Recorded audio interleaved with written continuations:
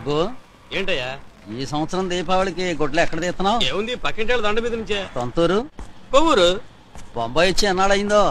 ఏ రోజు మా ఊళ్ళో బాంబు పేలిందో ఆ రోజే బాంబే వచ్చాను. మరి తిండి ఎక్కడ? ఇక్కడేనా లేక కొవ్వూరు తినమంటావా? ఇలాంటి పిచ్చి ప్రశ్నలు వేసామంటే బాటలతో బుర్ర బదల కొడతాను. వీడు సోడాతో మొహం కడగడం చూస్తుంటే రాత్రంతా నిద్రపోకుండా టాక్సీ తోలేట్టున్నాడు. ఎరా కాసేపైనా నిద్రపోకూడదా? నిద్రపోలేక కాదు, నిద్ర రాక. నిద్రపోతే ఏం చేయను?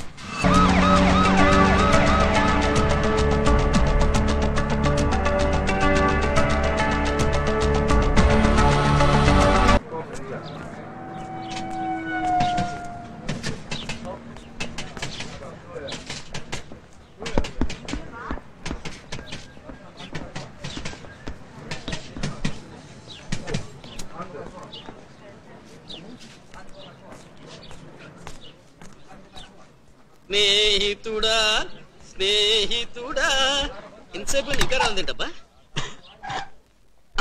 అయ్యో పళ్ళు కూడా మర్చిపోయానే. సార్లే రేపు తోముకోవచ్చు. మీరా మనకేమైంది? ఇప్పుడు ఎక్సర్సైజ్ చేస్తున్నాడు. వాడి లవ్ మ్యాటర్ మటాష్ అయింది. ఆప్సెట్ లో వాడు తెగ బస్కి లేస్తున్నాడు. వాడు అప్సెట్ లో నేను పళ్ళు కూడా మర్చిపోయా. రాను రాను నేను ఓవర్ అయిపోతున్నాను.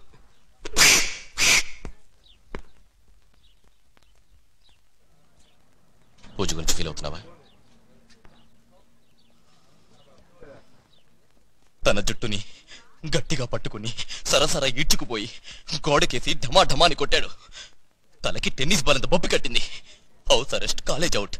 నేనే పిచ్చళ్ళ తన ఫోటో చేతిలో పెట్టుకుని కాళ్ళరిగిలా తిరుగుతున్నాను. వాళ్ళ నాన్న ఒక ముండి తను చూసిన పెళ్లికొడికి ఇచ్చి చేస్తానని కంకణం కట్టుకున్నాడు. నేను తెలుగు, తను హిందీ. ఆయనకి ఇదేం ప్రాబ్లం కాదు. మరెందుకు నేను వద్దంటున్నారు? నేను ప్లాట్ఫామ్, ఆయన చూసిన పెళ్లికొడుకు బంగ్లా. రెండో సంబంధం వాడైతే ఏంటి? డబ్బును మడికేగా ఇచ్చేస్తున్నానని డైలీ టార్చర్ పెడుతున్నాడు. పూజ వాళ్ళ నాన్న తెగ తాగుతాడు. అది ఎక్కడ? 5 స్టార్ హోటల్లో. డబ్బున్న పెళ్లికొడుకు అయితేనే ఆట సాగేది.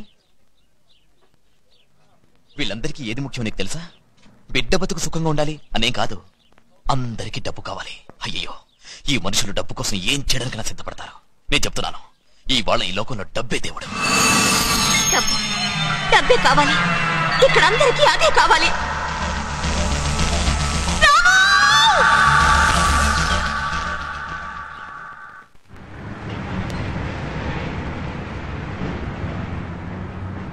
తిరుపతి లడ్డు ఇచ్చే మొదటి భాయిని ఇప్పుడే చూస్తున్నాను. ఆ లడ్డు చిన్నదిగా ఉంది. కింద తిరుపతిలో కొన్నారా భాయ్?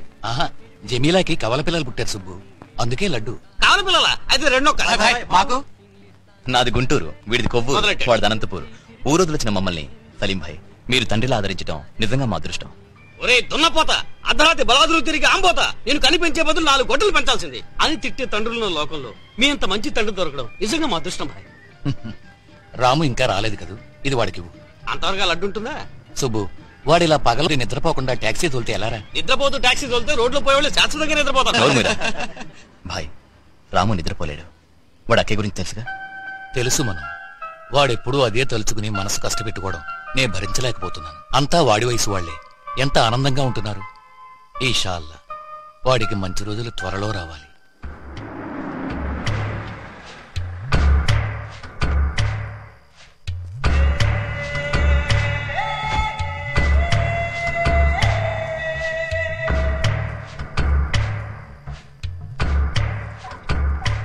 రే మనో, టాక్సీలో చూడు.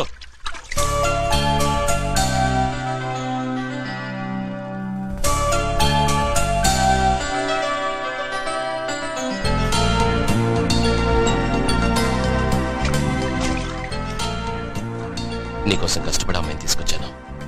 కంటతడి పెట్టినకుండా కాపాడుతావు కదా? తప్పకుండా.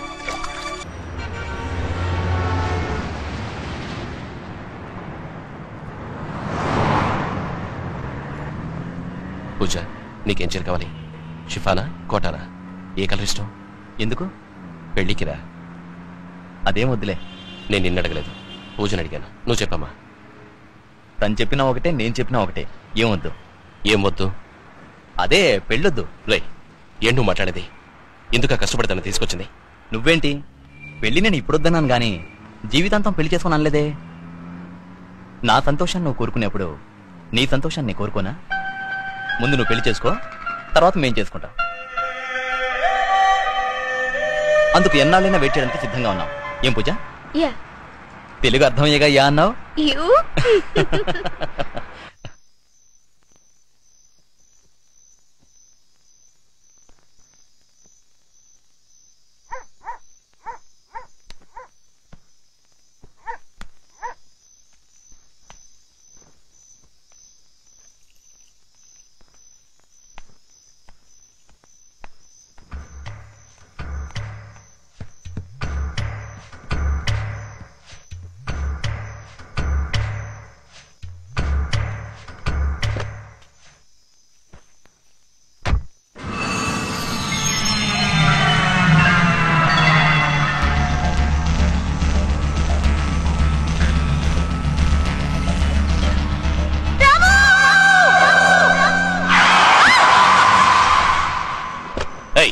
ఎవరు ఇలాగైనా రోడ్ క్రాస్ చేయడం?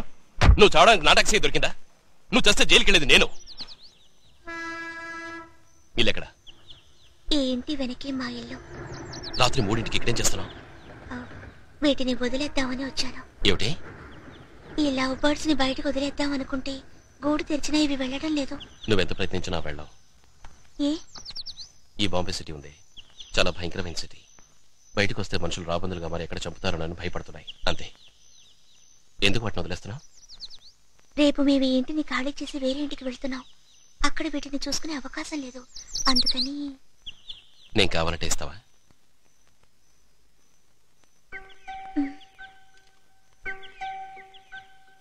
అడగగానే ఇచ్చేసావు. అదేమిటి? అడిగినప్పుడే అర్థమైంది చక్కగా చూసుకుంటారని.